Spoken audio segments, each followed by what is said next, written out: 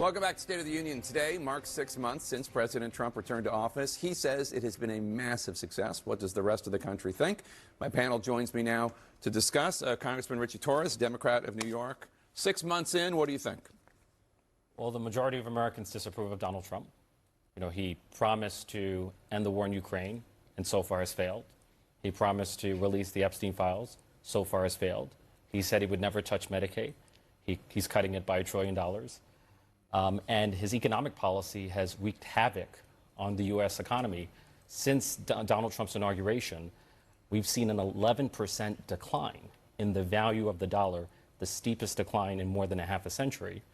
And a 10 to 11% decline in the value of the dollar raises the cost of imported goods by 10%. So it's the equivalent of a $300 billion hidden Trump tax on American families and businesses. So it's been a disaster. Former Republican Congresswoman Herrera Beutler, I assume you disagree? Well, I think that he's doing the things that they expected him to do. Whether or not they're feeling the impacts of that yet is what remains to be seen. Inflation went up last week from June, right? So these are things that are coming. Double-digit premium increases for health care I saw in several states next year. So people will feel it, but right now he took the chainsaw to things that they believe were broken anyway. I mean, the government's broken. This further Epstein, debacle is evidence that it's broken. So I think it's way too soon to say that they think they're unhappy with what he's doing. I think he's doing what they expected. Let's go to the polling, if we could, in the control room there for number 2.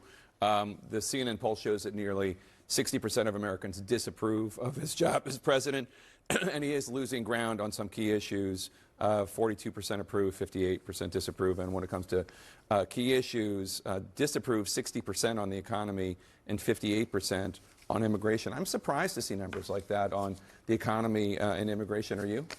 Very much so, but I'm not surprised in the sense that if you look in the first term, when they tried to pass the first tax package, it was very unpopular then, and you saw his numbers take a hit. But then you sort of fast forward 18 months later, you saw the result of that package, and his numbers improved significantly in the economy. I think it's still too early to tell. I think for his base, a lot of it will say mission accomplished, promise made, promise kept, and he's done that. DOGE, there's other factors.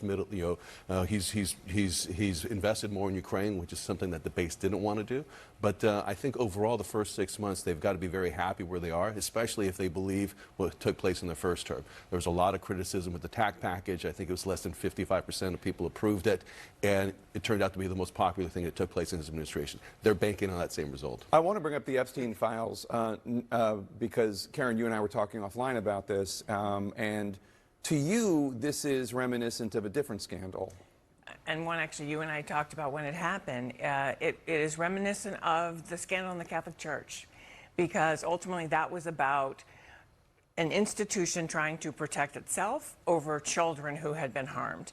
And we are again in a situation, it feels like, we're talking about girls who were trafficked, raped, assaulted, abused. So in this moment, the Trump administration has the opportunity to say, are you going to stand with the powerful, the men who were the clients, or are you going to protect these girls? And we've seen these young women. And so I think and I think for his base, that's part of what we were hearing this week, not just the promise made, this is a broken promise, but this sense of the powerful, once again, getting one over on people who are more vulnerable. And I'll just say, in talking about this poll, part of what I think is interesting when we look towards 2026, so if they're not able to satisfy some portion of that base, I'm not saying they'll vote for Democrats, but they may not vote for Republicans. And then across the board on the issues we've just been talking about, and I would disagree with you that what the polls have been showing consistently for months, people don't like the way he's going about what he's doing. They may say he's doing what he said, but he's actually increased support for comprehensive immigration reform among Republicans. And when these DOGE cuts hit and when these Medicaid cuts hit, those impacts people, it's only going to increase the people who are going to be, I think, looking for someone else.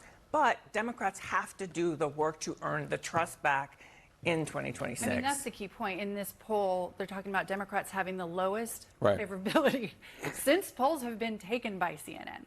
28%. So all that you say could be true if Democrats could find the leadership could find their backside with both hands. That's the one thing that's propping this up right now, is that they're not showing that leadership. Yeah, and let's talk about that, because there's this Democrats' 2024 autopsy that is happening, and a New York Times story says that it is described as avoiding the likeliest cause of death, as it were. The audit, which the committee is calling an after-action review, is expected to avoid the questions of whether President Biden should have run for re-election in the first place, whether he should have exited the race earlier than he did, whether Kamala Harris was the right choice to replace him. Congressman Torres, isn't that a mistake? I mean, isn't what happened with Joe Biden, his abilities, the hiding of his abilities and all that, isn't that part of the reason that your party's approval ratings are so low? Look, we should be open and honest about the failures that led to the 2024 debacle. An autopsy should address the actual cause of death. And I felt like if the Democratic nominee, including Vice President Harris, had had the benefit of a full primary process, she would have emerged from it from a better candidate. You know, a wise person once said, that which does not kill you makes you stronger. And I feel like we're all made better, stronger, and wiser by the rigors of a full primary process. I think it was Nietzsche, and it was also the title. It was Nietzsche, yes. It was Nietzsche, and also the title of Bruce Willis's second album, also, by the way. The thing is excluding those things, it goes back to the issue of the Democratic Party and why they don't have the people's trust right now.